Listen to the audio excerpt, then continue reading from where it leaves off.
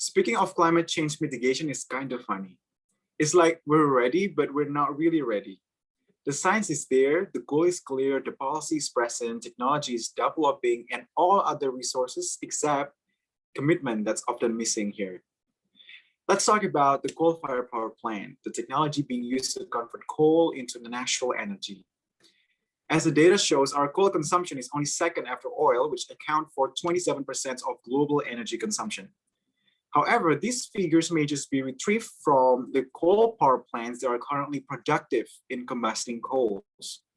In fact, there remains coal power plants that are being announced, planned, and under construction, which are present especially among the fast-growing emerging economies, as they are facing rising energy demand.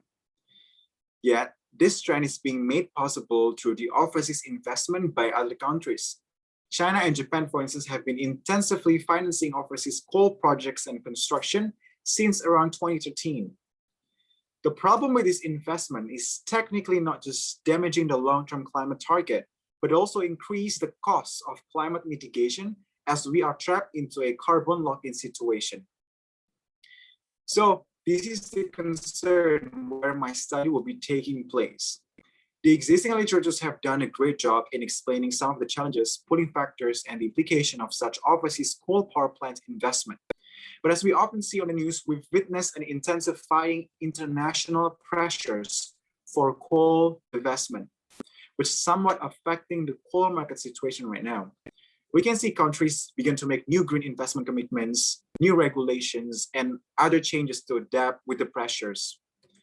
Therefore, within this changing global context of climate change, my study will examine to what extent China and Japan, which respectively the first and second largest coal financier, have adjusted their investment practice with the current situation as part of their climate commitment.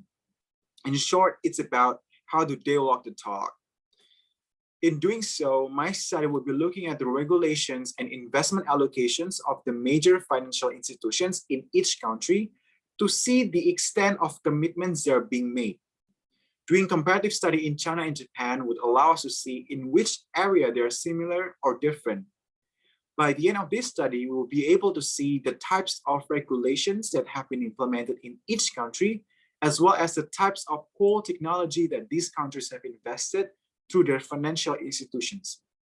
Eventually, my study will be useful in laying a groundwork for further policy prescription to strengthen the areas in which the current climate governance is still lacking and contribute in accelerating the coal phase-out governance and transitions towards renewable energy. Thank you.